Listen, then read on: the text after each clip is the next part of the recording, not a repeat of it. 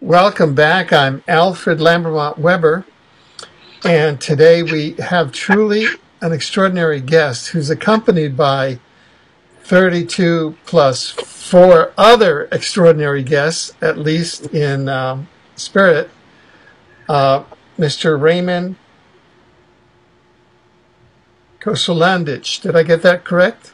Kosolanich. That's fine. Kosolanich. Who's coming to us from South St. Louis, Missouri. Welcome, Ray. Well, thank you, Father. Thank you, Albert. Father, you said? I got my dad on my mind. Right. I know. This is going to be a truly extraordinary interview. And in the wings, not on camera, is Mr. Joe Palermo, who is the chief UFO investigator for Missouri MUFON. Right. And so Ray and I have been in conversation for over a year, and we'll be sharing a series of images of 32 plus entities that Ray has been in contact with, and this has occurred over 3 generations. So, Ray, why don't you start by giving us a picture going back to your grandfather in Yugoslavia and his first contacts with what you've come to know as the star beings. Okay. Yeah, back in Yugoslavia, my grandfather was a lumberjack, and my grandmother would give him like 5 sandwiches. He'd have his cup of coffee, and when he'd take a break, he'd sit on this stump, and out of the woods would come this 12-inch, all color-clothed dwarf, and sit on a stump by my grandfather. My grandfather would give him a sandwich, and he would talk. My grandfather had 4 kids, and he'd speak Croatian Yugoslavia. That's the language that they would speak. So I guess his wife wouldn't hear it, but he was trying to tell his boys what this little 12-inch dwarf was saying. And one of the things that the little dwarf was saying, that one of your sons and one of your grandsons would be chosen people. And my dad was implanted at 5 years old. My very first encounter was 12 years old, 1959. And just to make a long story short, my dad knew he wasn't alone. He had somebody to console with, and we would go in the backyard and have these meetings with my mom and my older brother and sister. To this day, excuse me, I'm getting like a water spigot going. Is that? Yeah, I hear it too. I don't know what that is. Oh, okay. I think it's some kind of outside noise, but let's just go through it. Yeah, that's what it is. But anyway, I didn't realize we were actually going to go meet the star people. That was the first thing that came out of my mouth at 12 years old. They don't like to be called aliens. They're star people. But what he did, he went grocery shopping. He thought more of his wife than E.T. at the time. And we got all the groceries, the 2 loaves of bread, and we went. And the car died, and they're coming to the car to get us and taking us on this giant flying saucer, because they put me in one room and him in the other room, and they were scraping and taking semen from us. And I looked up to the ceiling. I was on this metal bed, and it was with this yellow like blanket coming from the ceiling, and it came over me.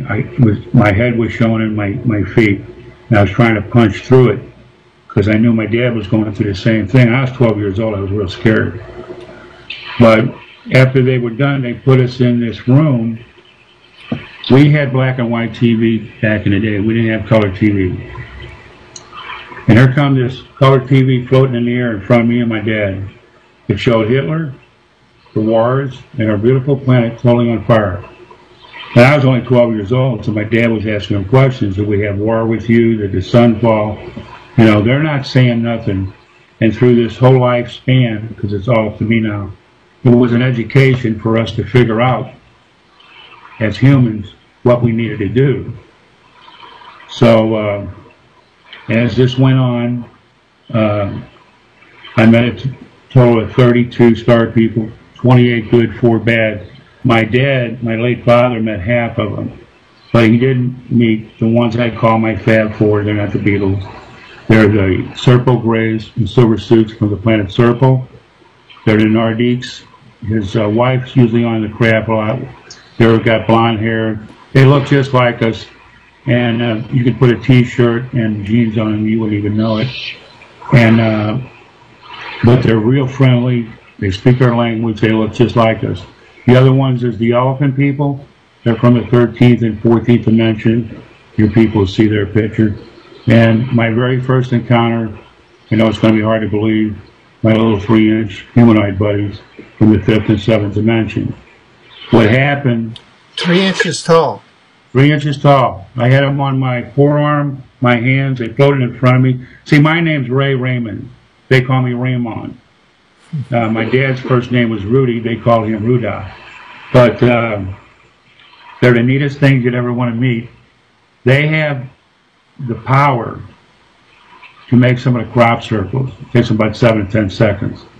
They also have the power to shrink you to their size because they really want me to go to their planet. But I have a cat. My name is Jerry Lee. And as a human, I would love to go. But if I came back 3 inches tall, my cat would probably chase me all around my apartment trying to kill me and eat me. So, but the Nordiques, if I was going to go to a planet, which down the road that may happen, just to get educated, I would do that. Because these people have been my friends for over 50 years.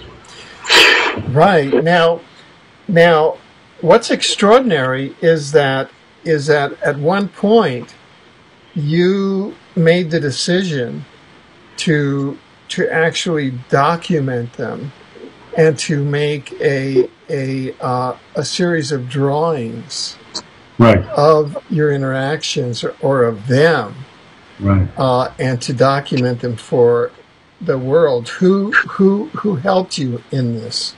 A person by the name of Jeannie Blankenship. She's a healer and spiritual Indian. She's a real good friend of mine. I have my meetings the first Monday of every month, and she's one of my speakers. She spoke at the bowling alley. I have my meetings at quite a bit. I have quite a few speakers. It's a safe haven for people to come to because I got people that have intervention of star people. I've had women in there that have hybrid children. There's a lot of people that come to my meetings where you can't go outside and talk about this other than people thinking you're nuts because we got to watch what we're saying. I don't really care. This is my life, and I'm doing this for my late grandfather, my father, and the people on this planet. I'm not in it for fame and fortune, Alfie. Right. Now, you've given us permission to actually air the drawings of these beings and to go through them and examine their exophenotypology, which basically is a word for the physical appearance of extraterrestrials. And so would it be okay for us to embed the images? Do we have permission to embed the images of these extraterrestrials and interdimensionals in the actual video? Is that okay? Yeah, you definitely have my permission. Okay, great. Thank you. Well, yeah, we're also going to put a link in the video description, which will go straight to a PDF that the people who want to download it. Would that be okay? That's fine. Yeah. There's something I'd like to throw in there that I forgot that is major.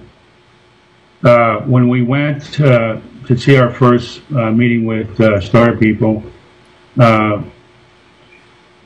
we came back to the car. Everything there, but the bread, the 2 loaves of bread they took. Now, a little 12-year-old kid that lit up a light in my brain. And when we went back to the yard where me and my father would talk, that's when I told my dad, I go, Daddy, next time we go see the star people, we bring bread. My dad laughed. Second time he took 5 loaves of bread. Third time he took 7. My dad didn't laugh no more. It was a peace offering of that we never had missing time. We always knew what was going on. Now, from 01, when I was born, to 11 years old, I have no idea. My dad's had missing time, but at age 12, 1959, he never had missing time with me. He always knew what was going on. And I just wanted to point that part about the bread in there because it was really important. Right. Thank you. Now, let's start with the first image, image number 1, and I wondered if you could just briefly hold that drawing up to the camera. Yeah, just put it straight up there. Okay, good. So, what is that drawing? You say the one-eyed people. The one-eyed Cyclops people. They're from the 4th dimension. These guys are 8 to 10 feet tall. They fly in a giant orange egg-shaped object. If they had an extra eye, they'd be close to Bigfoot, but not that much close.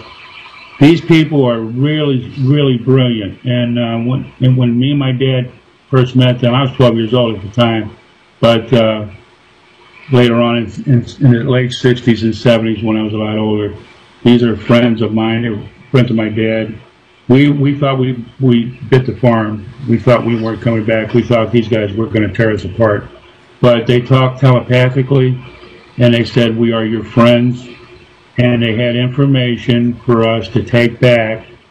We're nobody. We're your average person. And these are watchers and protectors of our planet. They have bases underground here on Earth. They're here to protect us, and they're concerned about our planet. They're concerned about us, and we need to turn everything around, and they know we're going to do it. But at the first meeting with them, this is what was said to us. And they said that they were based where? Underground on our planet. No, but I mean otherwise. Is that their? Yeah. Well, they're from the 4th dimension. 4th dimension. Okay. See, we would ask planet, try to get any answers. A lot of them would just say dimension. Some of them came from faraway galaxies. A lot of them gave the dimension, and a few of them only gave the actual planet they were from. And you'll see that as we go through this. Yeah. So in terms of the 5 W's that we talked about, who, what, when, where, and why, they actually met with you and your father because you were designated as 3rd generation chosen people really to communicate this to others. Yeah. And did you meet them more than once or? 3 times later on in 1969 by myself and about the early 70s. And they were just checking with us and letting us know that in case anything happened, and a lot of them, we have a lot of friends out there that are programmed to protect, and we got some that are protectors of the universe and planet Earth. And as we go through this, I'll be able to talk a little about each one. Sure. Yeah. Now, how exactly and where exactly did you, quote, meet them? Did you get signals, telepathic signals to go meet them someplace or what? It would all be telepathic. When my father was alive, he'd get a telepathic message from them, and they would use the words line 40S, which would mean in our place, we got 3 or 4 highways. Highway 40, S would be south. So we'd head south, Now this isn't a wee hours because it was always nighttime encounters. And the craft would come across the car, would blink twice. We knew it was that, whoever it was. And then the next exit was ours, whether it would be a winding road or straight. They were there. We could see them off the right. The car would die. They're coming to get us, and whatever craft we were going to.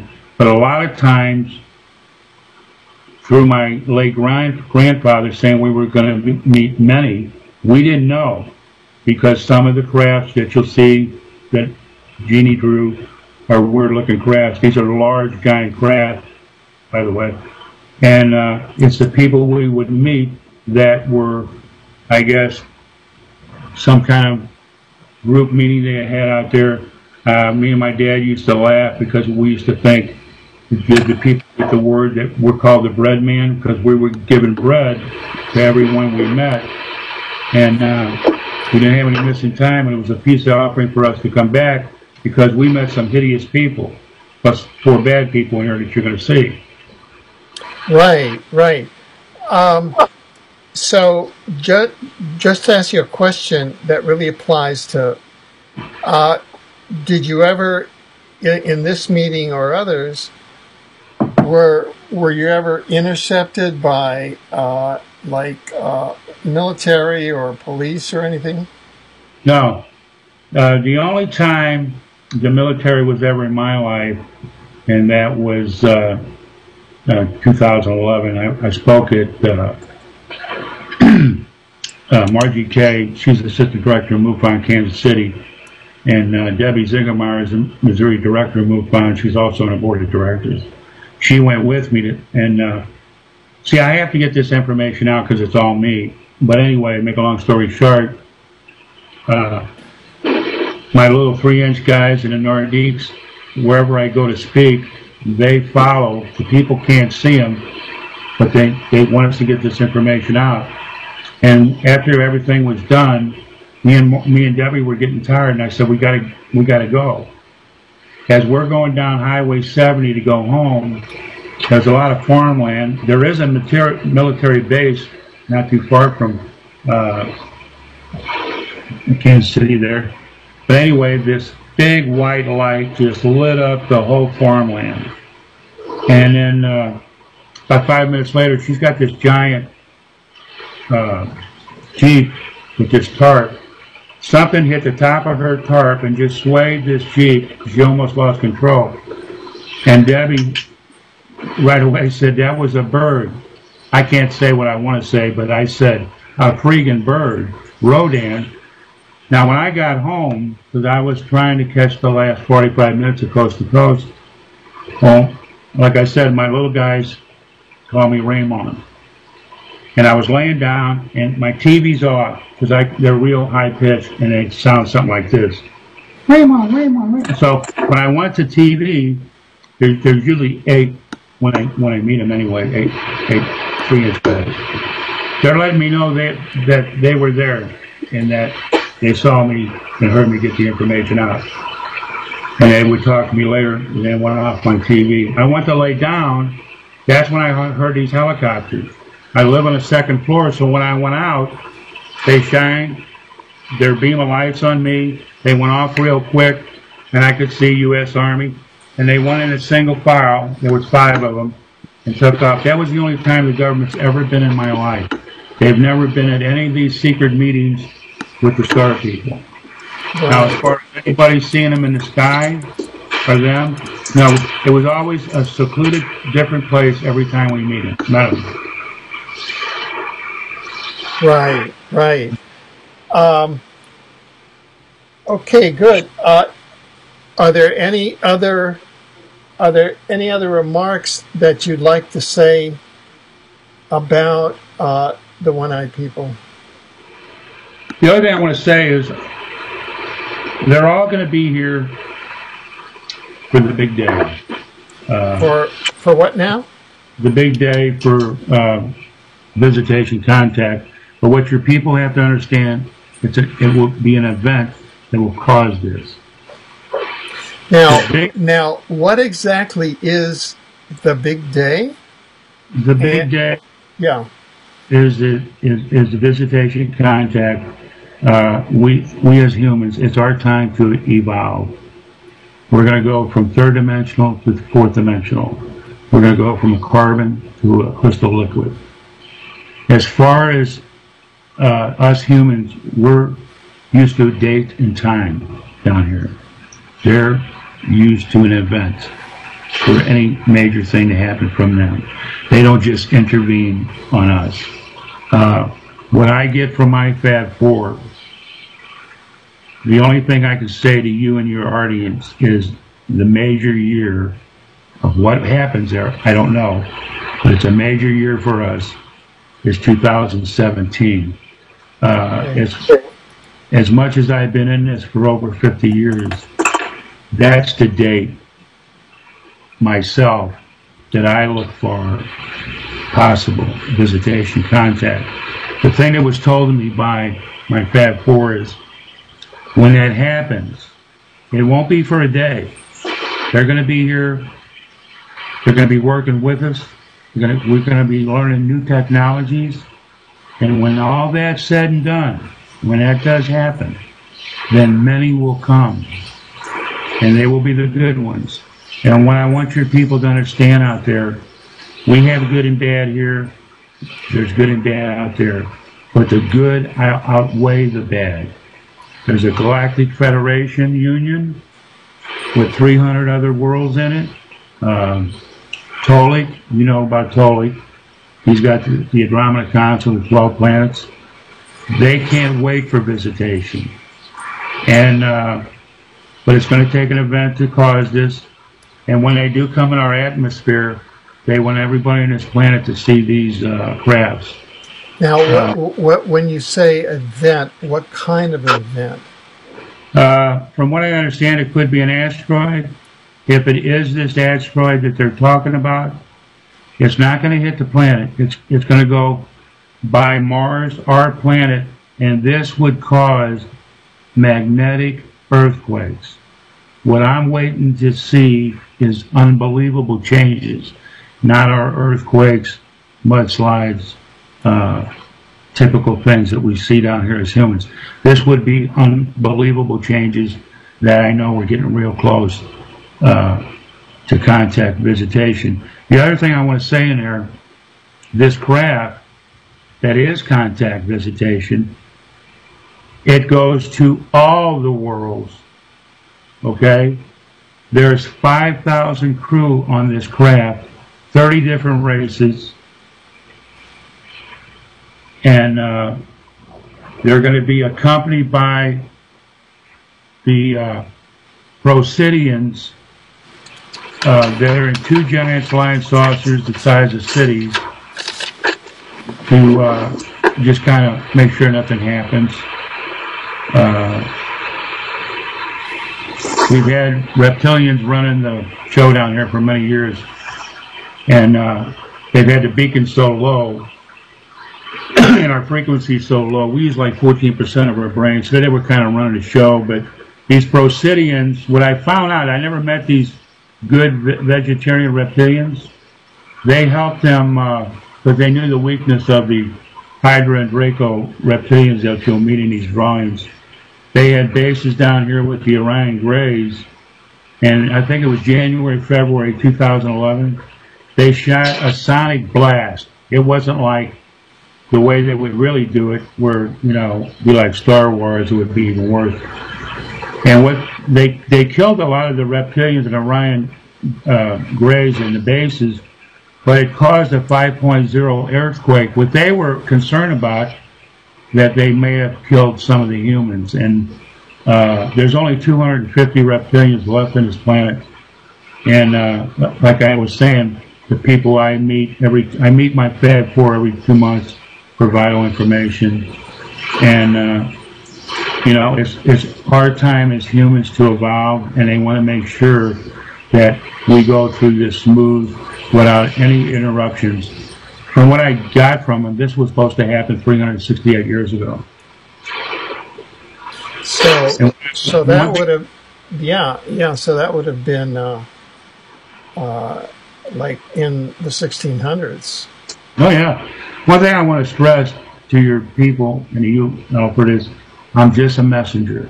Yeah. This has been my life for over 50 years. I'm not an artist. That's why I got Jeannie. It took me 6 months to find her. Yeah.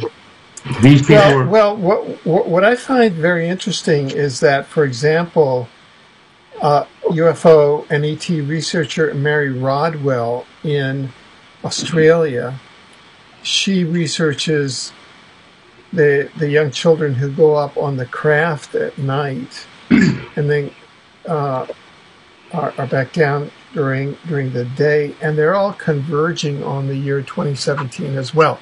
So we'll see. Now, there have been dates come and go, but still the process goes on. Right. Yeah. The biggest thing is it's going to happen. You know, it's our time as humans to evolve. You got to remember when the reptilians, what they did, Mars, Moon, planet Earth, they got the frequency so low. We were controlled. You know what we've been going through. People, you know, they were even killing us. Their agenda was this: the entire Milky Way. There's 20 planets, humanoid planets, that look like us. You know, they got different hair, different color eyes, and this and that. And planet Earth, we would have all been reptilians. And remember, the bad ones that come down are the Anunnaki, Illuminati, the list goes on. They're here to control and get rid of us humans. It's the good ones that I've met out of the 32. And they outweigh the bad.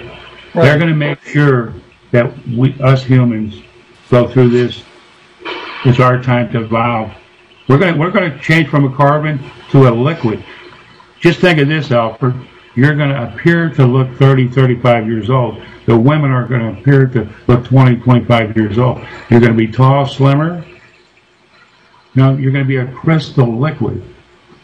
Right. Well, let's put that in one kind of parallel track over here, and let's stick with going through the 32 and then plus the Fabulous Four. Mind you, we're 27 minutes into the program, and we've just gone through one type. So I'm going to go through these quickly, and I might push you through, because otherwise we're going to have a 6-hour program. Okay. I don't mind. Now we'll just go through the characters. Oh, okay. Now look, I'm now looking at the Star Woman. The Star Woman, is that? Yeah. Okay. Could you hold the Star Woman? Okay. Now tell us about the Star Woman. Okay, these women are 7 feet tall. They're in a blue jumpsuit. They have a star emblem that relates to their planet. They have ray guns. They're either dark hair, blonde hair, pale skin, slanted eyes. They look just like us. There's actually some down here. They're from another galaxy. You know, they got a pair of jeans, blouse on. You wouldn't even know they're star people. There's a lot of star people down here, besides the ones that aren't underneath the ground on planet Earth. But these women are. Do I need to show this anymore? No. Yeah. We'll also show it at the beginning of this segment. Okay, they're real friendly. They love our planet. They've been down here a long time, and they have bases here. They're also in the position to protect us humans from any harm. What I really been getting the information is the star people are going to intervene on everything now. I'm going to cut it short. They've been trying to talk to our higher-ups for a long time, and now they're going through the people. And for everybody out there that thinks I'm nuts, I don't care. No. Listen, just stick with the facts. You know, don't project other people's opinions or what you think. Now, okay. That's it on her. Yeah, no. But wait, how would you meet the Star Woman, for example? again, a telepathic message that we were get or I would get when I met them 2 other times. You know, they'd have line 44 East, whatever it be, Highway 44, and I would go meet them, and they would do the same thing. The craft would come across the car. Yeah. To signal with the lights would blink twice. Next exit, I'd get off. Car would die, and this weird craft would be there. Yeah. And now they were there. Right. Now I'm just going to ask you basic exopolitical questions. Did you ever get the sense that, say, this is a basic, say, a gray race, and they can put on like suits, and they can like camouflage themselves to appear as a one-eyed people and appear as a star woman? Did you ever get the sense that this is, say, a basic gray race that is in one interaction appearing as a one-eyed people, and then in another interaction appearing as a star woman, simply because all of the other facets of the contact are so similar? No, we touch these people, or I touch these people. The other thing, we're not spacesuits. I'm on my t-shirt and jeans. Yeah, they're in their you know, spacesuits, whatever they are. No, they're real. They're not fake. They're not what you were thinking being disguised as anything, because the Orion Greys are in here. Okay. Greys. Yeah. Yeah. I know what something that is not what it is to be. Yeah. No. I'm just asking because we have contactee reports of people that have been on gray ships. These aren't bad grays. These are good grays. Okay. And they've been on gray ships, and this was a gray scientist, and they went into their laboratory there, and they looked, and they had a bunch of human bodies. They looked like human bodies hanging up like overcoats. And they asked, "What's that?" And they said, "Oh, that's my human body." And they can just put it on and get beamed down, and they walk around inside what looks like a human body. And go ahead. I'm sorry. Yeah. There would be more than one star woman on this craft. Okay, good. Okay, let's go on. And did they have any special message for you? The only thing for the world or anything they had was, like these others that we're going to meet, was we're here to protect humans. We're concerned about your planet, and we need to turn everything around. They know about the greed and disease. About what? The greed and disease down here. Oh yeah. Okay, and what their concern is for us, this was the big message: stop the wars, stop the nuclear power plants, anything nuclear. Right. And one reason was when they're doing these testings, bombings, whatever, it gets into the dimension, it gets into them, and that's why you see these UFOs flying over military bases. Right. And but the biggest thing is for us to stop what we're doing, quit spraying our food, and turn everything around, or we're going to be extinct like the dinosaurs. Okay, good. Okay, let's go on to the next, the monk people. Monk people. These guys are 6 to 7 feet tall. Okay. They're in these brown robes with these red stars. They got 7 fingers, 7 toes. They got suction cups on their fingers. They fly in a giant birthday-sized cake, flying saucers. Wow. And they have blue pupil eyes, kind of black around the blue. But they talk telepathic. These guys are probably 1 million years of technology. They're real friendly. They're bald-headed.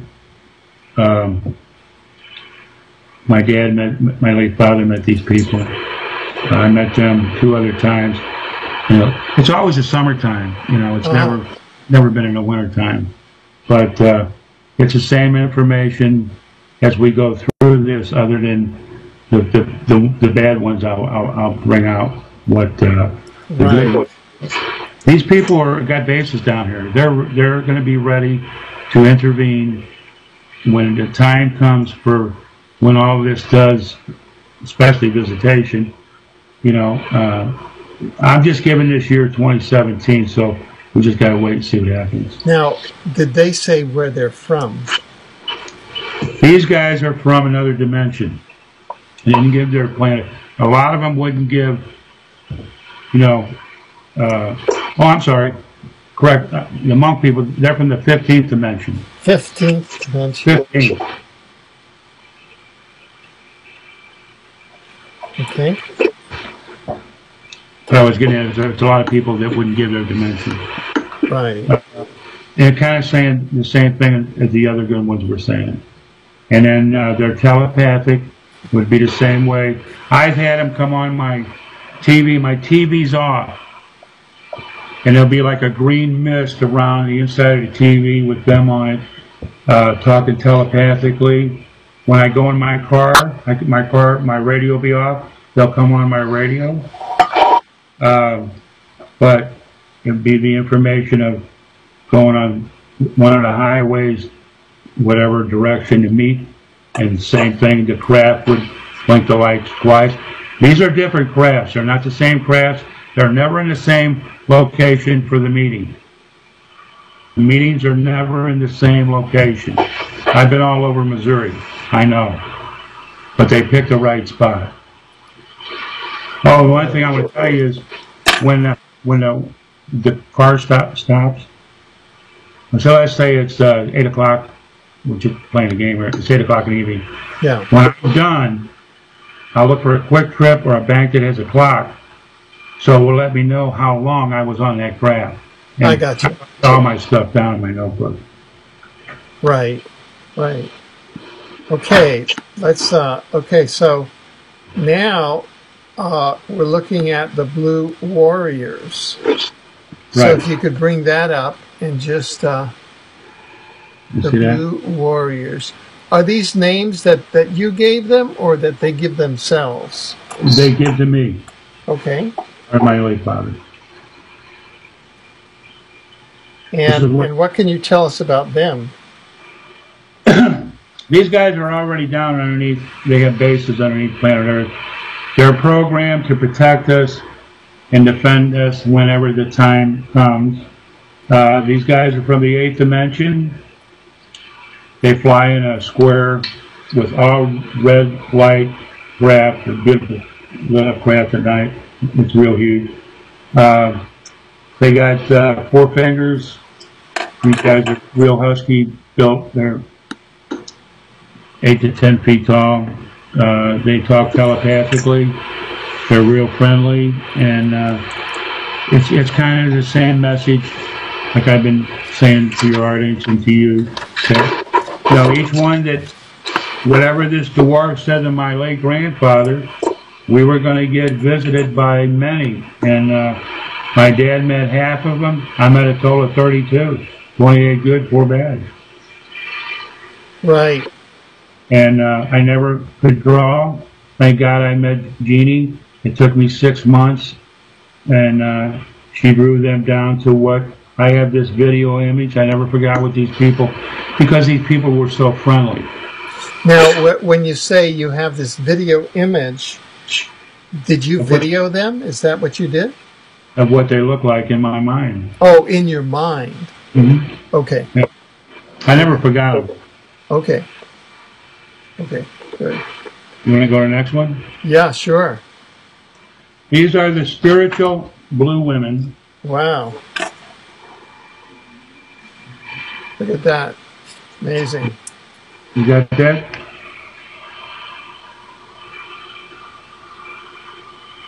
Right. Okay, they're 7 and 9 feet tall. They're from another dimension.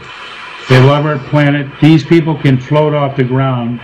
They got 3 fingers, 4 toes. They're they call them the blue people. He's got like a blue veil, and just super friendly people. That's the craft they fly in. It's kind of almost like the Blue Warriors. It's got 8 red lights around it, 1 on each end and 3 on each side. And these are giant crafts. These crafts are as big as a football field. But when they're lit up at night, it's the most beautiful craft. There's a planet out there, I was told, they didn't give the planet, but the star people, engineers, they do nothing but design these crafts for all these different star people. Yeah. She looks very ornate. Yeah. So they are, did they say we're like more than they're from another dimension? Another dimension. Okay. They don't give the, she didn't give the dimension. Okay. You want to go to the next one? Sure. Next one are the orange people. That's what they look like. Wow.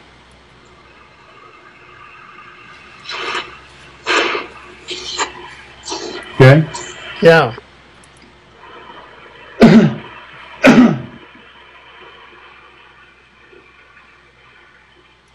They look kind of like Wookiees, right? I'll go with that over. I wonder if that's where Star Wars got a lot of its ideas. It could have. I don't know. You know, this has the flavor of the bar at scene at Star Wars, right? Or not? That doesn't it? It does. But these guys are from another galaxy far away. They love our bread. They fly in a silver giant. It looks like a giant donut. Huh. And they got black eyes. They're real hairy. Their bodies are orange. They're real intelligent. They're from another dimension. Yeah. I wonder what the exophenotype is. It looks like a giant squirrel or something. Is that what they look like? Yeah, to a point you could say that. Yeah. So they could be like Wookiees, right? Or something. Yeah. But they're more intelligent than Wookiees, or did they speak, or was it all telepathic? Telepathic. Well, I'm a telepathic. I'll tell you the ones that can speak our language, and it can speak both. Yeah. And 4 to 10 feet tall. Wow. And wow. And what was their message? Same as the other ones, or same as the other ones. Okay. We got a lot of, there's 28 friends of mine. There are friends. We got a lot of people out there that are ready to protect these humans down here on planet Earth. Right. Now our next one is kind of an unusual exophenotype, right? Right. As we're going through these insects and that, when I went, just briefly let everybody know, we got tiny ones down here, and there's something to this. Tolik actually met one of my star people, and this is the one he met. Oh, Tolik met the star person. Yeah, the worm people. He calls them slimy guy, and I've touched them. They are slimy. Wow. This is the worm people. The worm people. Wow. From the 12th dimension. Correct.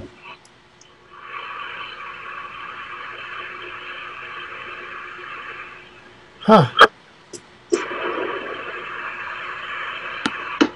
Okay. And so how did you meet them? Same way. They've got different crafts that they fly in. They're brown and green. It's a split color on them. These guys are 6 feet tall, and they're always around water. Believe it or not, these giant worm people are always around water. They got bases down here, plus the size of our worms. when me and my late father were going through this, because as we go through more, you'll meet some other insects. We knew we had tiny ones. I'm just going to use the year 1800 because all the big ones came down here for the purpose to tell the little ones what their purpose was. There's a mountain in Peru that only from above you can see a giant drawing of a chimpanzee and a giant bird. Now, not these guys, but as I get into the ant people, when we get in there,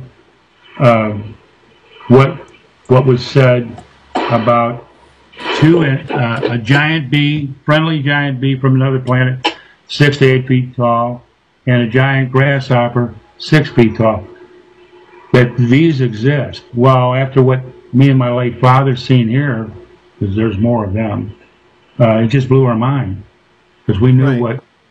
what size they were down here. Yeah, well, there's been multiple witnesses to praying mantis people. Yeah, we met them. Yeah. Okay, so you interacted telepathically with the worm people, or? Yeah, telepathic. Okay. Now, here we go. Now, this is kind of an unusual person. Would you like to bring the next, introduce the next group, the next exophenotype? Casper the Ghost is real. Yeah. These are green glowing people. They're Yeah. Could you put it up against the? That's them. Yeah. That's the craft they fly in. Okay. They're from another dimension. They talk telepathic. They have these real deep red eyes. They got like a green glow around them. They float, and they remind you of a ghost, but they speak telepathically. They're very friendly. They've talked about what the other star people talked about for the information to let us know there wasn't just one type. There's many that have bases here, are ready to come here to help the humans, protect us, and this is the information we got from them. It was a great education. It's been a hell of a ride. You don't have to go to school for this, and I've had my other life, but this life is still going on to this day. Right. Okay, so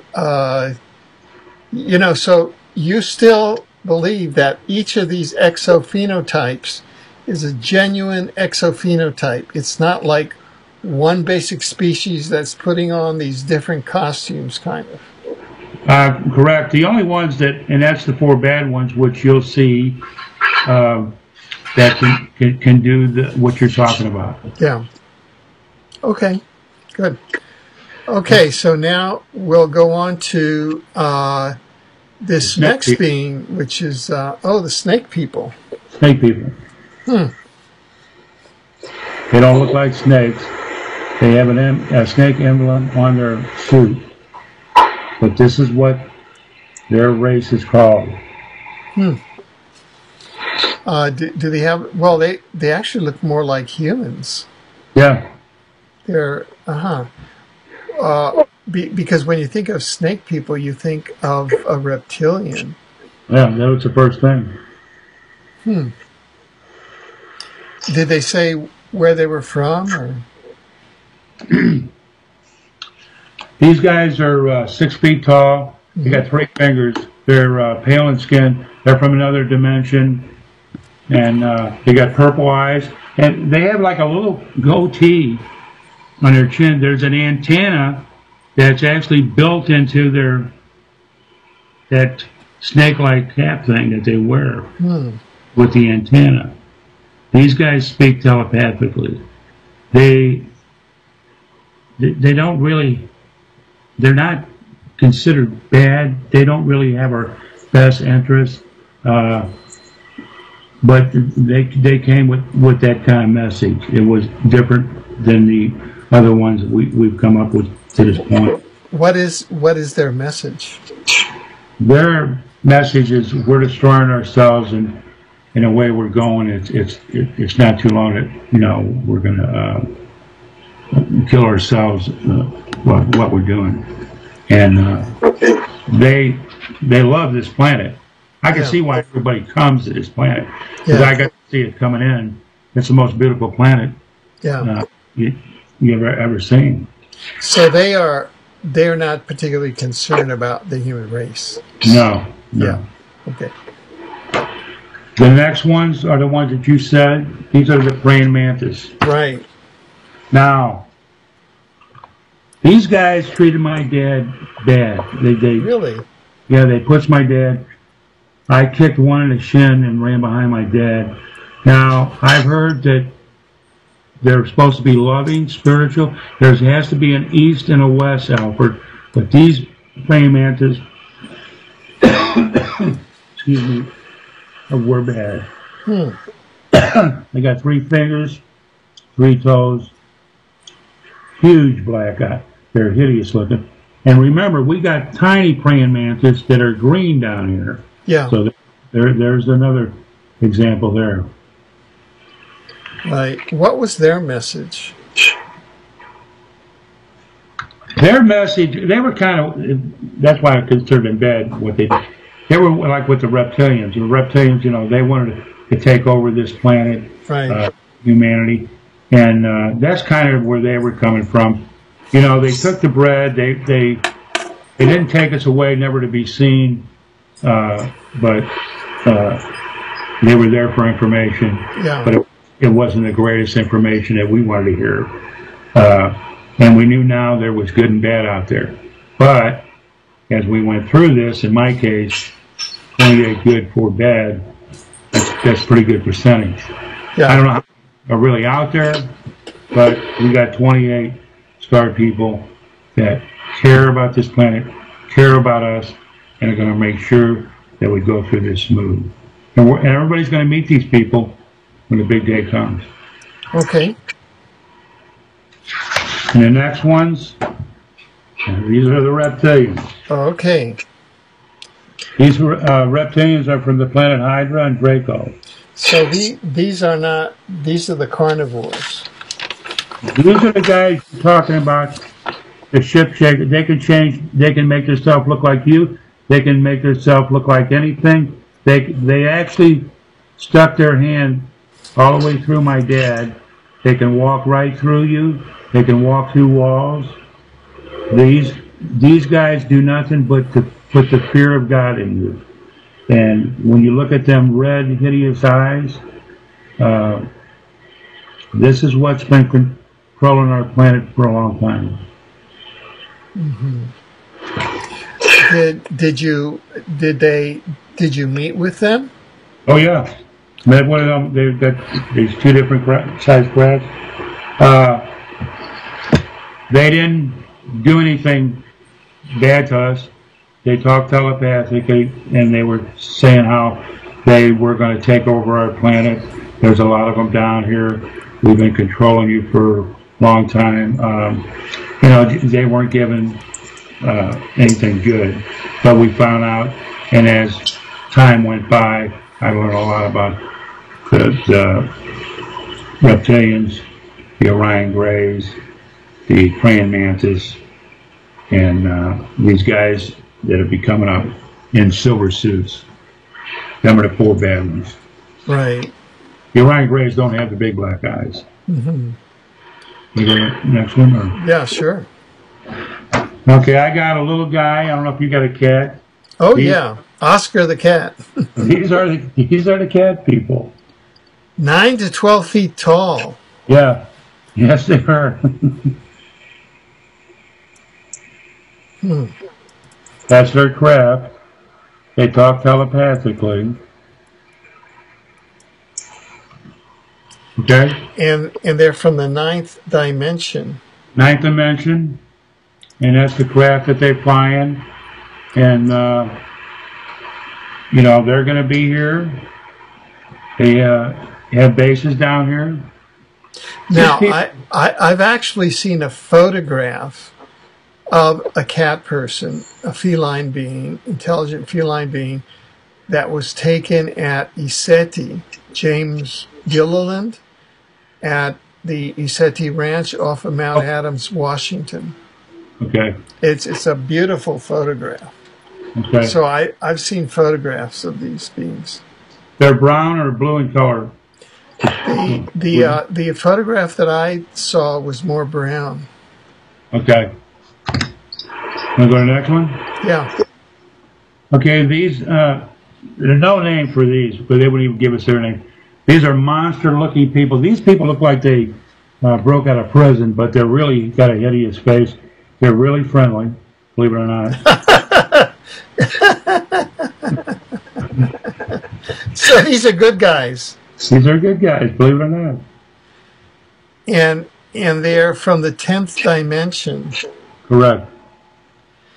Now, what are do they? What's their basic message? It's the same thing. They're, you know, out of the 28, it's the same message that started with the first people we met, of what their job or program is, and where they come into picture, and what technologies we're going to learn from all different 28 that as we're evolving with these. Some are hideous looking, the Nordiques look just like us, but this is the people that have educated me and my late father, and these people are real. And you know, I wish I had an hour for everybody to meet them, but eventually, when we really get into this, people are going to start seeing these different crafts and these people. These people are real. Yeah. Now, let me ask you a question. Why do you think that all of these different exophenotypes or classes or species, some of which have diametrically opposite missions or purposes, reptilians and monster-looking people, why do you think they met with you and your dad over the years? I mean, this is a huge enterprise. I think that how do they coordinate that? Who's driving all of this? I don't know who's driving it. It may be my Fab Four. It may be that dwarf that you're going to see here that talked to my late father. This was all planned. You remember, we were chosen people. Right. Me and my late father did not ask for this. It started with my grandfather, then my dad, then me. When I came into it, see, we're Catholic. Right. My dad's old country. Yeah. So they didn't believe in God. They were all by themselves. And then when I came in the picture, it was me and God. And when my dad died, it was all me. And I made a quest to my father. I'm getting real close, that I would find out the answers. Why we're here, what's going on. And with the help of my Fab Four and these other people that I'm showing you, I'm getting the answers. And this was all set up for my late father and me. Right. And that's the only answer I could give you on that. Because I didn't ask for these guys. My dad didn't ask for them. Yeah. You know, who are we? We are you. You are me. Yeah. We're not the President of the United States. Right. Right. In the course of the many years that you and your dad were doing this, were you doing it kind of alone? Were there any people that became interested? Was this something that you just did and nobody else knew about it? Nobody else knew. My mom, my late mother, my brother and sister to this day don't know my father or my life with Star People. So now is really the first time that you're sort of going public with it. Is that the case? Yeah, with you, I'm going public. I probably did it in my meetings because all my meetings are taped. Yeah. I don't care. I have to get this out to the people. Right. Go ahead. When I spoke at Margie's place, Debbie's, they were there. Yeah. I'll tell you an incident real quick. I was at Debbie Zingermeyer's place at Culpepper's, and Debbie was concerned because there was going to be some bad news I was going to give. And she had her cell phone in front of her, and she goes, let's call Margie K. So Margie K says exactly this. She sees my little 3-inch human eyes and the Nordiques jumping up and down, saying the time is now, the time is now, because they want me to get the message out. That's what Margie K saw telepathically, because she's a top psychic remote viewer. She saw them in the image that they are. And that's what blew her mind. What blew Debbie and Margie's mind for MUFON people? Yeah. I don't have any missing time. Yeah. Okay? And that's what Margie is meeting a praying mantis that's a good one. She calls her Manny. I'm meeting my guys in person. Right. And they're coming on my TV. Right. All right? Good. Let's just hold that there. We're going to have a great discussion at the end of the program as to where you want to take all this. We're a little less than halfway through, and we're all way into the second hour of the program. So I want to keep up our pace to have enough time at the end to have a discussion as where we want to take this, Ray. Okay. Okay, so we're on to the next. And being here. Yeah. People. The what people? Frog people. The frog people. They all look like frogs, but they're frogs. Yeah, so they're from the 11th dimension, I see. Correct. And they're about 4 feet tall. 4 feet tall. They got like brown spots, dark, huge dark green eyes. They're underneath the mountains on our planet, and they're underneath the ground because they're doing something to help the soil on this planet. That's their purpose and their program to do this. Right. To take the soil on her. Sure. Now, basically, your and your father's way of meeting them and their essential message was... It's the same thing with the other 28, you know. They're here to do what they're supposed to do with the other 27 that's in this, and they're going to make sure that all humans, you know, we're going to straighten this planet out. We're going to be a more beautiful planet, peaceful planet. All this stuff's going to stop, you know. They've done some things in the past that the American people and other countries don't know, the secret meetings, and they know what they have to do. All the top leaders have been talked to, and they're coming through the people now, and they're going to intervene in everything. And these are the good ones. There's 28. Okay? Now, you got other universes, inner, outer dimensions. I don't know how many. I know some of these that I just showed you from galaxies far away. Okay? There's barriers out in outer space that the great ones control. The only ones that get to go through the barriers are the Silver Legion. And the Silver Legion I never met, but I did hear this from my guys. They're 1 million strong. Most of them are women, have wings. They're protectors of the universe, and I found out that they're protectors of planet Earth. So there you go. You got some more people that I never met that have right. a piece of the pie here. Okay. Now, moving on here, it looks like we're up to some more hairy people. Yes, these guys are really idiots. And they wouldn't give their name, so I just, hairy people. They got the one ugly face, ugly red eyes. These guys are 8 feet tall. Oh, I got to show it. I'm sorry. Yeah. Yep. You can see that. I'd like to see that in Ellie Alfred. They're 8 feet tall, got 6 fingers. They're real ugly but friendly. They got an orange glow around their body. They're brown and hairy, and they're from another dimension. these guys are real friendly. And that's the thing. You look at these, just like the blue people, the orange people, they're super friendly. They're smart. You know, the technology. Right. Excuse me, I'm just going to...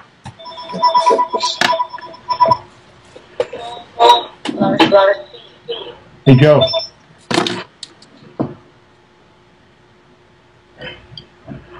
Yeah. So let's just move forward here. And now here we have something different. These are hybrid children. They're half human, half alien. Mm-hmm.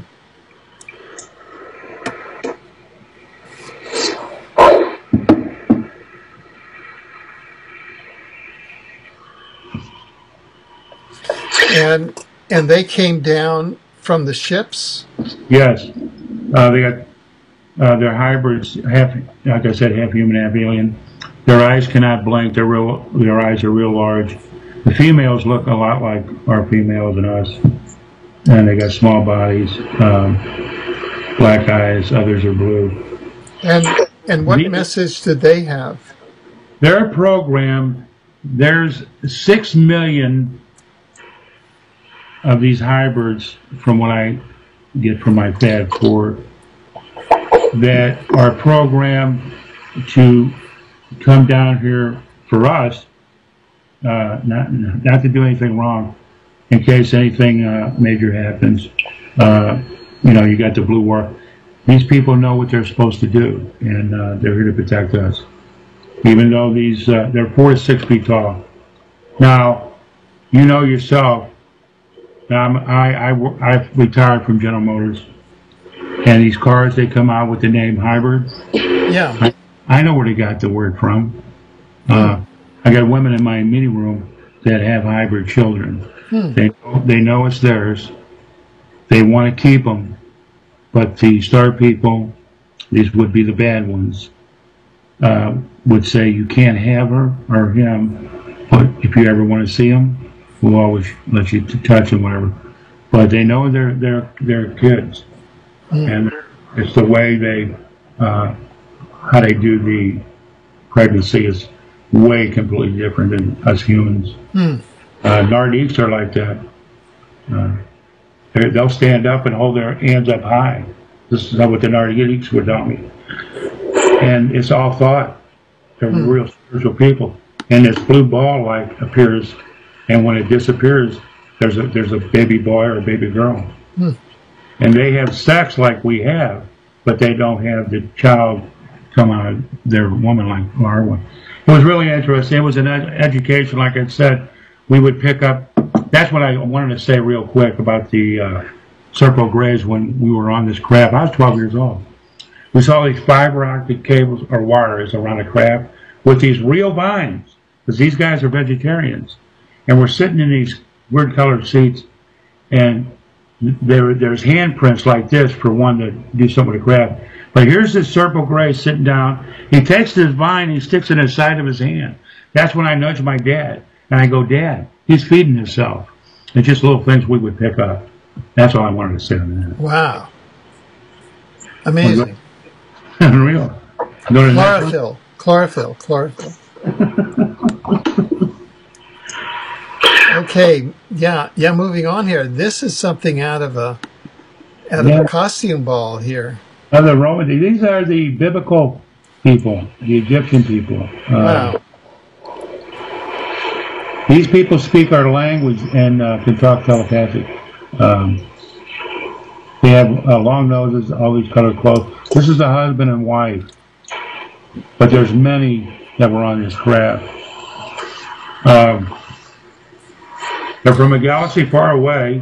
They've been watching our planet for years, and you know, they know that we know what we're supposed to do.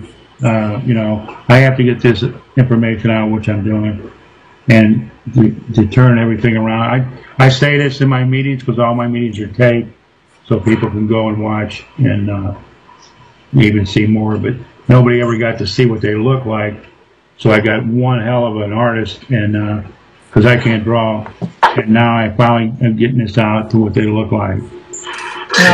Now, why do you think that we have an extraterrestrial species from a faraway galaxy that is dressed up that way? Well, we got the biblical times, 2,000 years ago with Jesus Christ times. You know, this was in our life. Okay, these are human-looking people. These people were smaller. You know, these people were like 4 to 6 feet tall. But I mean, they have very, very advanced technology. Sure. Why would they dress up in a fashion that was in fashion? That's the era that that's the era they're from, the biblical times. Oh, they are from. So they are time travelers. Yeah, yeah. Oh, but they're from a faraway galaxy. That don't make any difference, you know. They are time travelers. Okay. Right. There is a time traveler in here. You're going to meet him too. Okay, good. Now I understand. And they are here. Why again? In the same program of what the other ones are saying. You know, the good ones. They're going to be here. When these people come, just like what I'm showing you here, and there's 28. Mm-hmm. These are different crafts. Many will come, you know, and then we get into this. I don't know how many more are really out there. You know, this is going to be a big, dramatic, whatever word you want, magnificent time when this happens. You know, forget NASA, the military. There's nobody going to be able to just put a halt on this. Right, you know? Right. Now, to keep on with the movement here, this next category is really unusual. These are neat guys. These are they're called the busted beak people. Okay. They got a beak all the way around, and the front one is busted. That's why they're called the busted beak people. Ah. And they fly in a triangle craft and this other craft that I'm showing you here. These guys can float. They talk telepathically. If I ain't mistaken, the Tupelo, Mississippi incident with Hicks and the guys that was on the pure fishing, yeah, these guys could float. I think these would have the ones that took them guys. I see. They're 8 to 10 feet tall. They're really intelligent. They're very nice, but they're in this program. You know, we're going to be seeing these guys. There's many, and they have bases down here. Okay, and they're from the 8th dimension. Is that it? 8th dimension, yeah. They're 8 to 10 feet tall. Okay. And that was the craft that they fly in. This is to be the last of the bad people that I'm about to show. You ready for that? Oh. These are the spacesuit people in silver suits. They have a light for a face. When that light blinks, they got an antenna.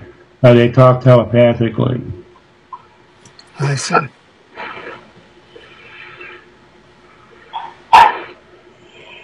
So when you say that they're not good, they don't why do you say that?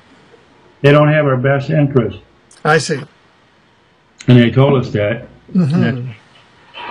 We couldn't wait to get off their craft. All the bad ones. They like our planet a lot. Of course, all the bad ones do. Now, from another dimension, they fly in a boomerang type craft in a right. That other one you see. They're just they hope we don't make it. Right. And that's the only thing I can really say about them, other than they're, you know, this is what these people look like. And the next one is, you ready for that? Oh, yeah. This is the dwarf that met with my late grandfather in Yugoslavia. It's right. It's not the exact one, but they live in trees on their planet, in the trees. They have bases down here. They got bases, where they came from. But when he would leave my grandfather, he'd go in the front of the woods and just disappear, and he could go into another dimension. Right. The thing that these guys told us, they're from the 7th and 8th dimension, besides the same messages. And my Fab 4 did the same thing. For us to start learning about the dimensions that are down here on planet Earth, to go into. They're not only safe havens for us when something really bad happens. There's other things about them and easier places of going from here. That there are dimensions on Earth that are safe. Yeah. That's very interesting, because you've read my book, The Dimensional Ecology of the Omniverse, right? I'm on page 76. Oh, good. So what they're saying is that there's a dimensional ecology on Earth that you can find safety in. Oh, yeah. Oh, good. Yeah. They also could you talk more about that?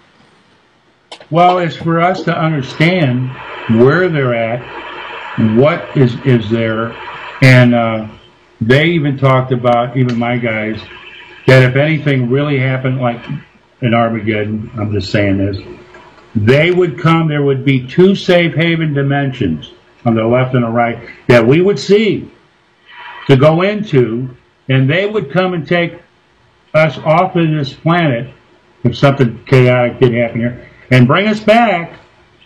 But they want us to start learning about these dimensions. What they talk about us humans, they're right on the money. We're in the sun a lot, okay? And you know this for a fact. The cells that die, that give us old age, supposedly our scientists are being now to correct and reverse that.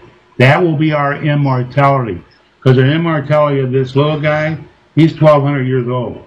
Wow. The Nordiques lived to be 1,800, and the Serpo Greys lived to be 350 years. It's the immortality that the technologies people have. Well, you know yourself, Alfred, there was people living 400 to 1,200 years old back in the biblical times. Yeah. What did these people know? And a lot of them have 2 suns on their planet, but they're masters of the underground. And this is another thing, a way in the future that will help humans down here. And they talked about 4D, 5D. When you get into 6th dimensional, we're a complete different creature, and there is no bad. It is all good. Up until the 6th dimension, we still have good and bad. And they also say, because we are grown of, it's all money down here, greed, disease. Well, soon, in the next 11 or 10 years, there will be no money. We will be just like them. We will be trading energy. That's what they do. And the technologies that these people exist, these people are going to help us. It's been the greatest education of my life. I've had 13 years of education, but I tell you, I've met some great people and I've met 4 bad ones, but when the people meet these people, I have to say no more. Right. Wow. So this is how it all started with your grandfather. Mm-hmm. This is the guy that started everything right there. Yeah. Okay. Little kid. Yeah. Moving on here. Okay. This next. These are some funny guys. They're weird looking. These are the silver metallic people. They can fly. Wow. You can see their face and their headlight. So they got wings. Mm-hmm. These are one of the good ones too. These, they come down here with the same message. They have bases down here. They're anywhere from 5 to 6 feet tall, and they can fly. And it looks like a baseball, and it's a huge red light that actually goes around the craft at night, and it shoots out different colors. It's just amazing to see these amazing crafts. The fear sets in when the door opens of what's coming out of here, but you're already, as a human, you're in such from a fear to at all, because the magnificent craft, and then they talk telepathically, and right away, they're letting you know we're friendly. And it's just an awesome feeling, compared to the 4 bad ones. Yeah. Because the feelings we had with them was like, we thought the reptilians were going to eat us. We thought it was over. Want the next one? Oh, sure. These guys are real weird-looking guys. Hang on, let me hold that up.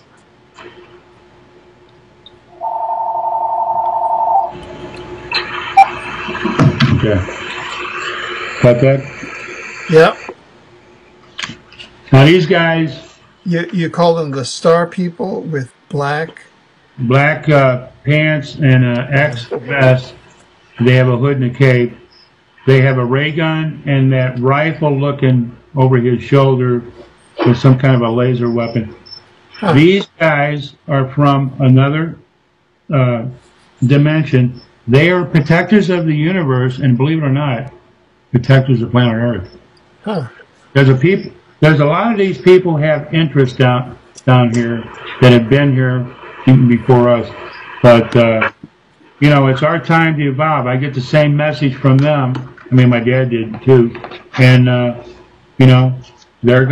they have bases here. They're going to be here to make sure everything goes smooth. Right. Okay, next one is 23. These are the little white, pale humanoids. They're child-like humanoids.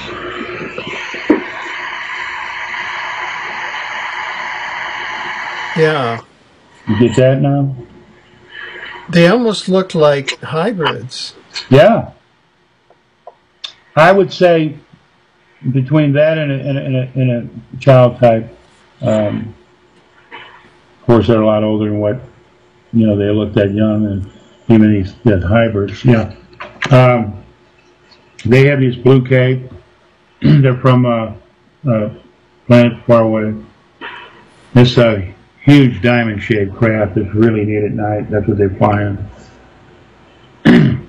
They got big blue eyes, something like the hybrids, but same message, what their purpose is and their program to do when, the time comes. So we'll go to the next one. And again, we have tiny ones down here. These are the ant people. If you look up, the leaders have wings. Not all of them have wings. If you look up the Hopi Indians, these ant people are masters of the underground. They fed and helped the Hopi Indians. Right. Right. And you know how tiny the ants are down here. And they fly. There was a pilot, I was reading it, when he was asked from the ground floor, what are you seeing? And he said exactly, I see a giant ant. And what it is, they have a giant ant craft looking like an ant. And if the other craft, if you take the turtle out of the shell, that's what it looks like. Hmm. And now, what size were the ant people? 6 to 7 feet tall. Wow. And were they friendly? Real friendly. They talk telepathically. They're from another dimension. And you know how tiny the ants are down here. That's what I was talking about. In Colorado, of all places, back in whether it was the 1800s, when the big ones came down to tell the tiny ones their purpose and what to do, this is what educated me and my dad. We're trying to put 2 and 2 together. Giant ants, and we got ones you got to look at microscope on it. They're so tiny. What is going on here? Well, there's something to this. Now, what role do they play here on Earth? Oh, it's a big time for what they're doing underneath the ground. They have bases down here, even with the little ones, and all the worm people, cat people. You know, they're all into this. That's what I'm talking. You got insects. You got different you got people that look like Bigfoot, the Cyclops guy, the hairy guys, hairy monster guys, the orange people, the blue people. This is what we met. You know, these people we met. These are insects, 6 to 7 feet tall. Me and my father are in a circle on this craft, surrounded by 7 giant ants. We're ready to think it's over. They're going to eat us. You know, this ain't a movie. This is the real deal. And then when you hear them talking telepathically, we are your friends. Now, what I found out about these guys, they don't touch dials in their craft. They use their eyes. So when their eyes blink, it's dim. The lights are bright. When they're hitting the control, because they're telling us, when they hit the controls, it's with the eyes. They'll click it 3 times with the left to take off, 3 times for something. You know, they're explaining that everything they do in that craft is with the eyes. With the eyes. We learn a little bit about each one. Now, where are these from? They're from another dimension. They don't give the dimension. But they have bases down here. They're already down here. So these are from the insectoid exophenotype. There you go. The next one is very interesting to whether people are going to believe this or not. This is a real angel by the name of Catherine. Catherine. Yes. That's the name she told me. Now, is she an angel or a star person with wings? She is an angel with wings. They got bases down here. They've been down here for many, many years, and they're going to be down here when the big day and to help us. Now, do they all converge on 2017, or is this like? It's my Fab Four. No, my Fab Four are the ones that venge on 2017. Now, these people that I met, these other 27, besides the 4 bad ones, you know, I'm sure they're in this. You know, they're all programmed for what's supposed to take place down here. You know, all these people well, a lot of them are already here. These angels have bases down here, okay? They're always around water and sunlight. Well, what I'm saying is, are you willing to give yourself some wiggle room? Yeah. I mean, beyond, so that it's not 2017. It's like a moving date. Yeah, I'm just giving you the date that they're telling me. As a human, I'm kind of agreeing with them because, you know, we heard so much. Yeah. Yeah, it could be a little bit longer than that, but right. One thing they're telling me of that year, it's a major year. It's a major year. Something's going to happen. Yeah. Because the dark side is also putting out the year 2017 as to when they bring down their hammer. So I'm just kind of, you know. I understand. It's all this interdimensional psychological warfare going on. Right. Okay. So. The next ones are my little 3-inch, part of my Fab Four, my little 3-inch humanoids. They're from the 5th and 7th dimension. So these are 3 inches tall. 3 inches tall. I've had them on my hat, my forearm, my hand. There's ones that call me, they're real high pitched. They call me Raymond, but they're in brown spacesuits with clear bubble helmets, and they have the power to make some of the crop circles. It takes them 7 to 10 seconds. They also have the power to shrink you to your size. They are the neatest. Wait a minute. They have the power to shrink you down to 3 inches. Yeah. How do you know that? Because they want me to go to their planet so bad. I have a cat, and if I go in this way, I would be scared as a human being if I didn't come back my size, and I came back 3 inches.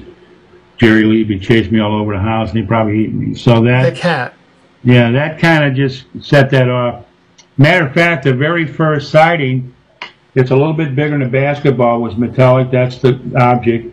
Then they fly in looks like a acorn craft, and almost like a football. And them are the 3 crafts that they fly in. Well, look at the Stephen Greer thing with the 6-inch entity or whatever. Embryo. No, we now have photographs. This is the Mars Anomaly Research Society. We have photographs from the Mars rovers, and they're 2- and 3-inch people that are photographed in the Mars rovers' tracks. Some of them have gotten killed. So there are 2- and 3-inch humanoids on the surface of Mars. Okay, I didn't know that. Yeah. Okay, the next one, again, this is part of my Fab 4. These are the Serpo Greys with the big black eyes. These are very friendly. These guys are vegetarians. Now you call the Circle Greys Ra. The what? Why do you call them the Circle Greys? Serpo. They're from the planet Serpo. Oh, Serpo. S-E-R-P-O. Oh, right. Sorry. I understood circle. Okay. Oh, Serpo. sorry. They're 3 to 7 feet tall. I met them once with my late father, twice by myself. And they drink this green slime because they were saying we couldn't drink because it would kill us. One thing I want to also say just caught my eye on it. When we came out of the craft, I'm 12 years old. My nose is bleeding. So is my dad. And it looks like a chain necklace. It's not touching the ground, Alfred. It's going back. It's going back into the next nostril. Wow. So I'm looking at my dad. We're hitting ourselves in the chest. We thought we were going to die right there because it had something to do with radiation and whatever magnetic field. We're not in spacesuits. We're in t-shirts and jeans. We're not astronauts. I grew up with Star Trek. We're not going to them. They're coming to us. Right. But these are very friendly. They're part of my Fab 4. Can I go to the next one? Yep. This is another part of my Fab 4. These guys are brilliant, friendly. These are the elephant people. You know what the elephants look like down here? The elephant people. Right. They have a red pyramid patch on their shoulder. They're in a black jumpsuit and you see their face, and they have a trunk or something like an elephant. They're 10 feet tall. They're from the 13th and 14th dimension. Wow.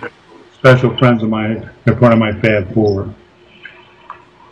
And these are the guys I meet every 2 months. Oh, you do? Every 2 months? About every 2 months for vital information, Yeah, once we get to the Fab 4, we'll go more in depth, and you'll tell us about your interactions with them and what they're telling you. Okay. These are other part of my Fab 4. These are the Nardiques that look just like us. Right. Okay. The women fly their crafts, and they're real. They're built real good. They're real strong. Now, where are these from? They're from another dimension. They wouldn't give the planet. They're 5 to 7 feet tall. These are beautiful looking people. And, there was a lady, she worked for NASA. She drew, I can't think of her name. She came to my meeting twice. She's actually met supposedly this one Nardique. They love her donuts, and of all places, she met him at a donut shop. And they were the only ones that changed the menu on us. And I always bring 7 loaves of bread, but I brought the Nardiques 2 dozen donuts. They do love our donuts. Wow. How strange is that? It is. They look just like us. Yeah. And the other thing I want to say is we have relations out there. And I don't know who I'm related to.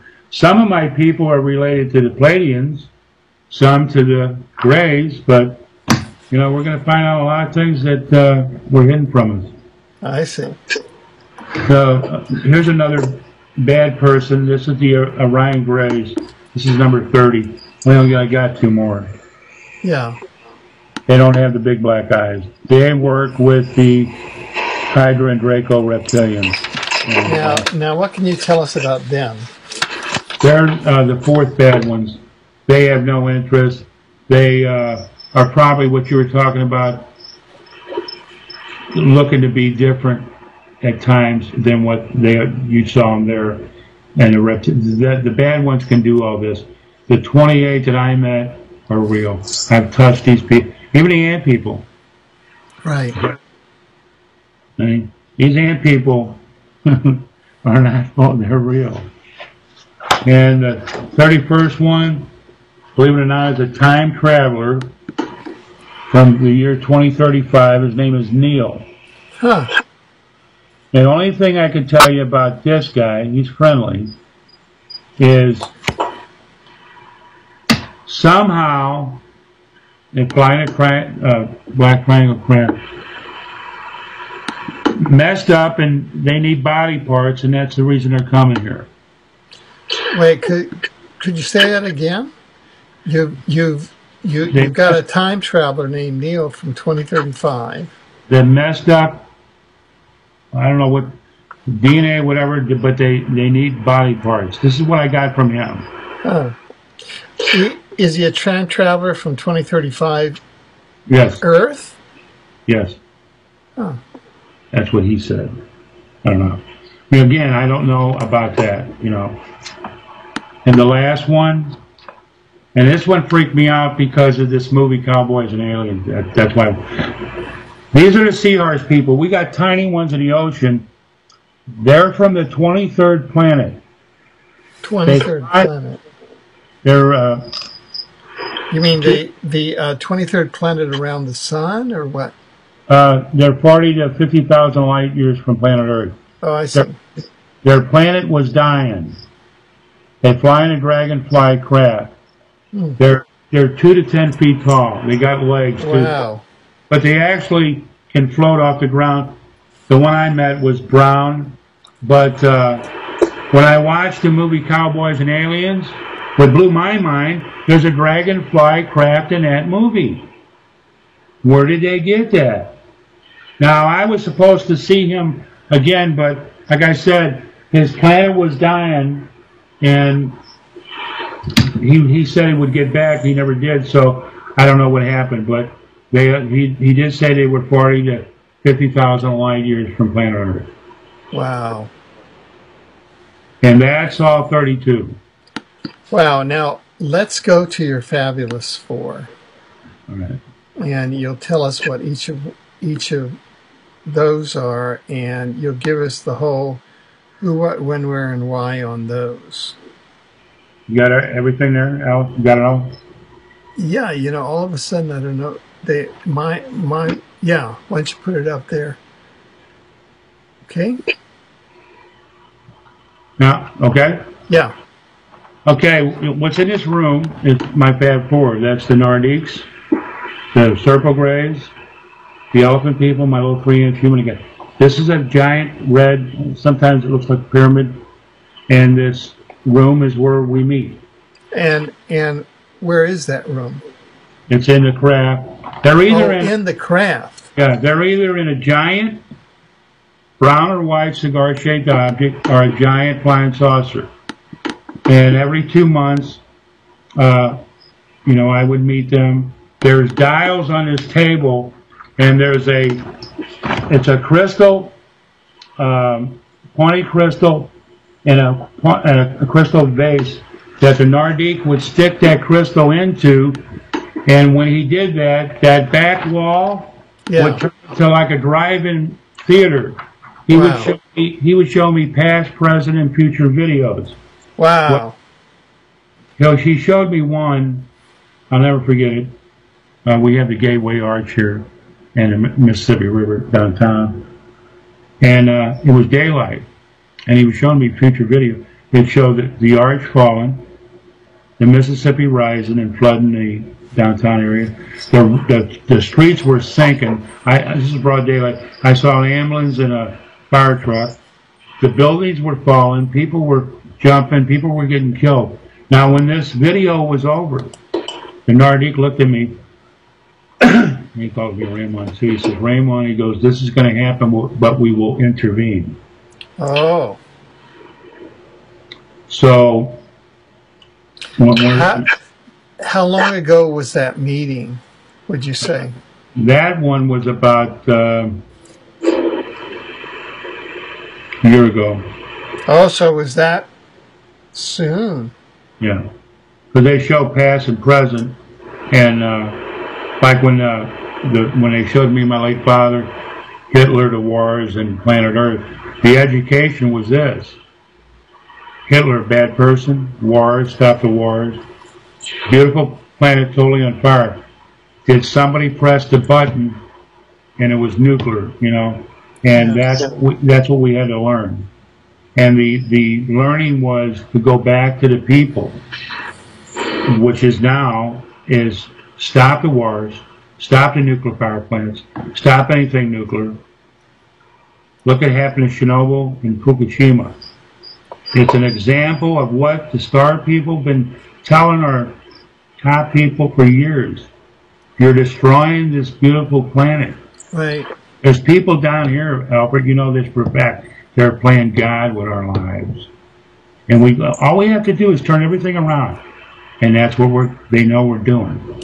And now you say you meet with them every 2 months. You mean every 2 months you go up into the room and there's a briefing or something? Yeah, they give me a meeting of what's going on, because they know I have my meeting place, of all places in Bono, and I get out whatever information that they give me. I was sick for about 5 months because I have Agent Orange prostate cancer, borderline diabetic. I'm on this Lupron shot.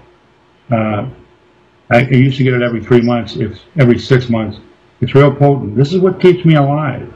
You know, compliments the United States military when I was in the service when they sprayed us with Agent Orange, 67, 69. But they're trying to work with me, and you know, my PSA was 0.02 and it jumped to 9.6. Whoa. That was danger. You know, because when I first found out about it, it was 14.15, which is really bad. But the Lupron shot keeps the cancer contained, keeps it from spreading, keeps it from coming back. If I don't get that shot, I die. It's as simple as that. And, you know, I don't want anything to happen to where it does go crazy and spread. But the STAR people are working with they're actually working on a protective shield for me to go into from my car to the craft in the room. Because what people don't understand, and they're realizing it even more, these people are coming from far away, and we're both touching and hugging, okay? And there's germs. Don't get me wrong, their crafts, all these crafts are real clean. Not care what anybody says, you got germs. And you got a magnetic field, you got radiation. All this is there. And the biggest thing on humans, we are not in spacesuits, t-shirt and jeans. When the abductees are getting abducted, whether it's a jacket, whatever, they're not in spacesuits. These people don't realize until later on, you know, as humans, something's not right. And that's when I got with my guys, because we were meeting on my TV. And I said, until you guys come up with some kind of protection, we're going to meet on this TV. And they did, because there was a good 6 month gap. I'm going to meet him, I know, sometime next week. Now, in terms of your last meeting, can you tell us,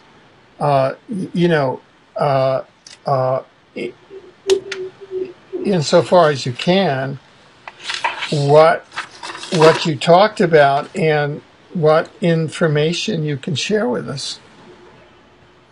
Well, the biggest thing that they talk about the most in the meeting is they know about the greed and disease down there.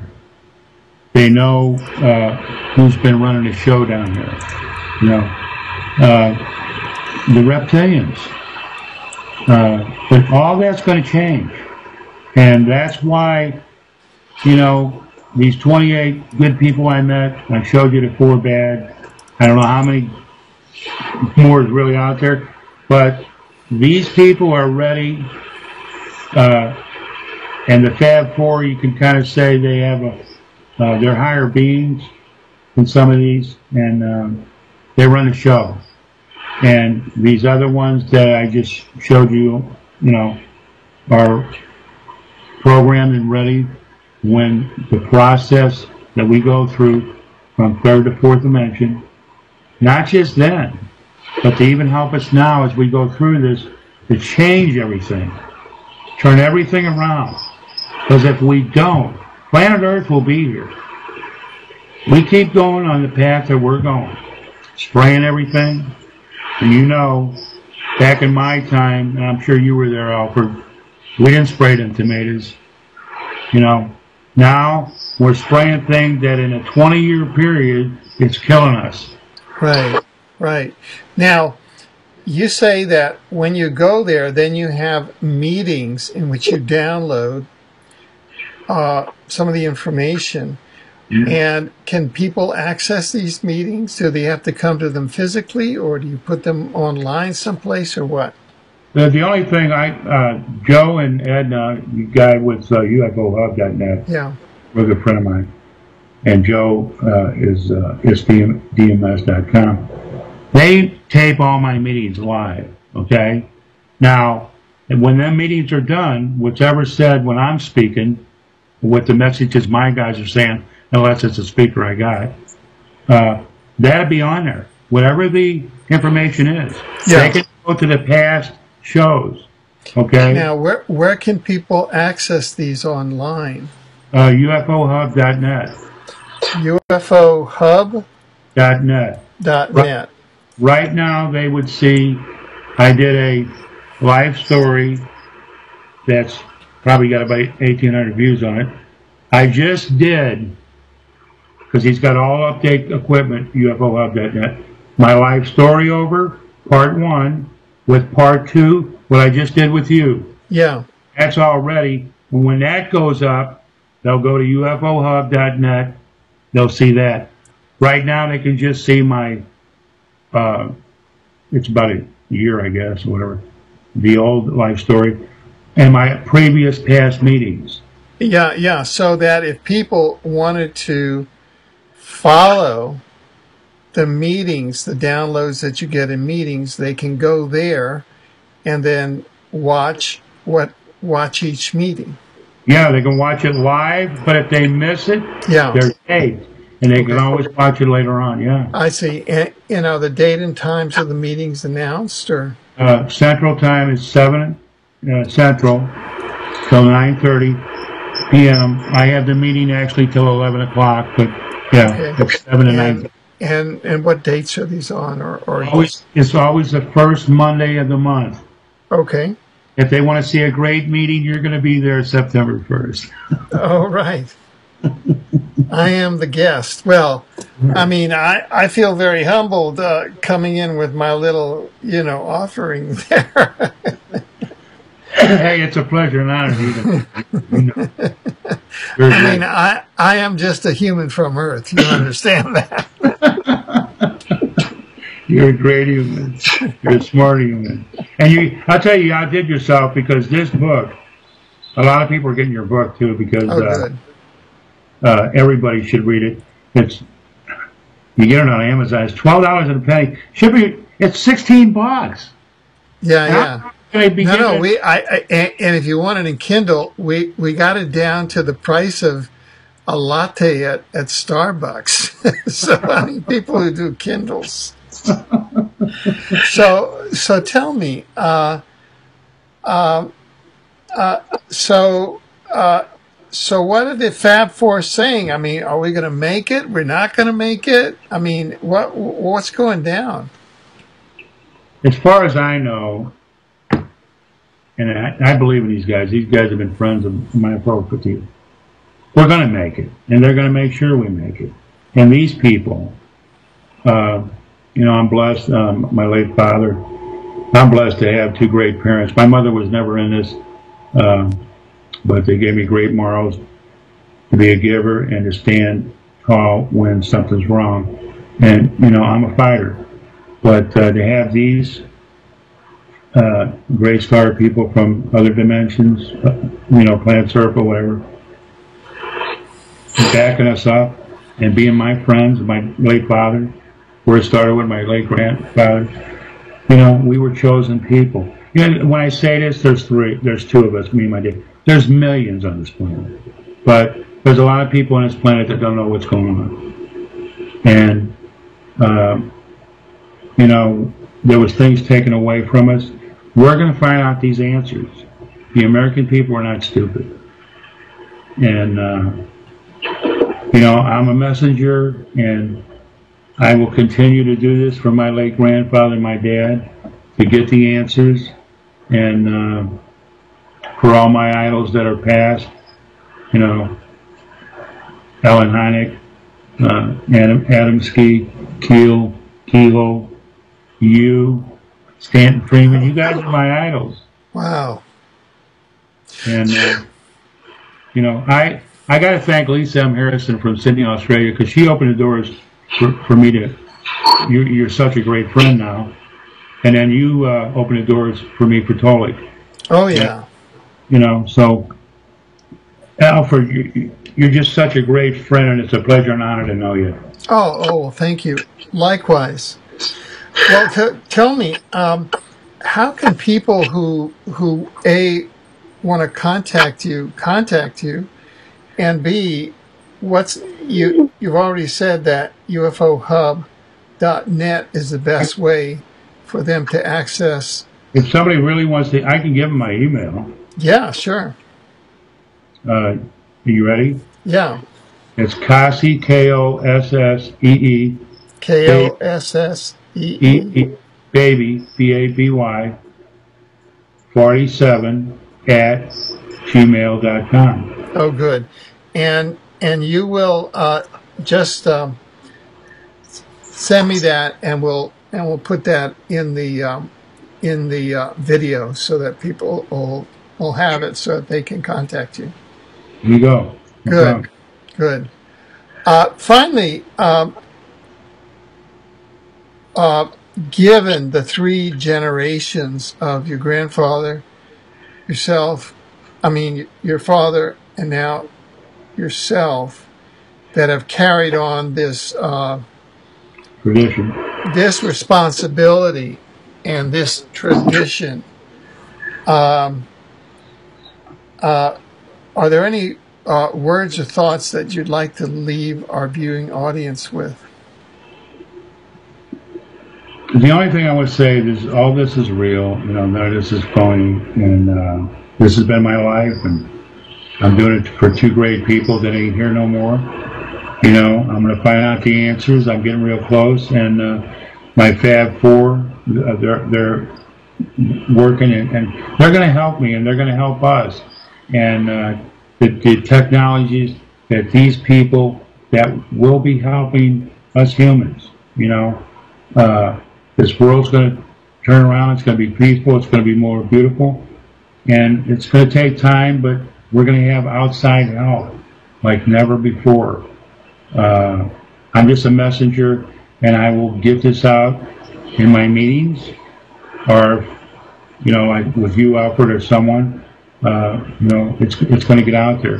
And that's what I do, I'm retired, but I have my meeting place.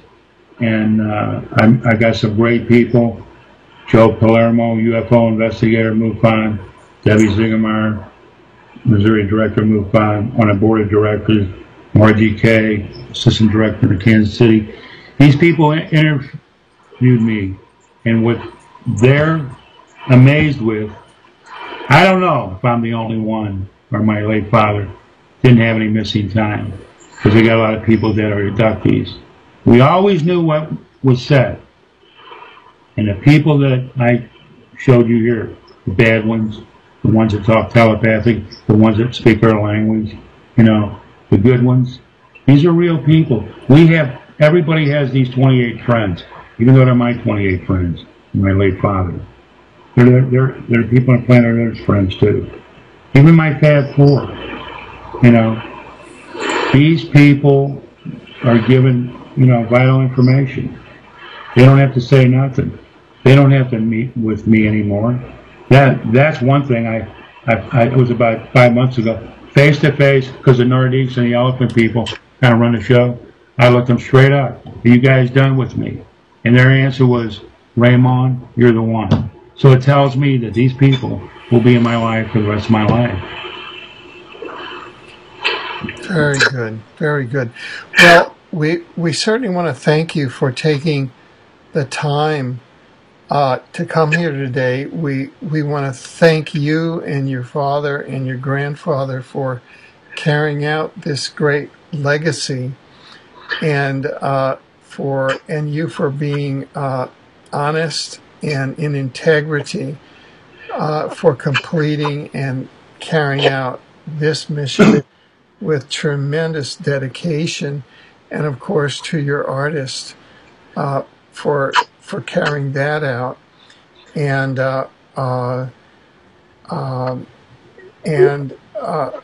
you know, and to your crew, to your 32 plus person crew. Be they good, be they bad, they've all participated.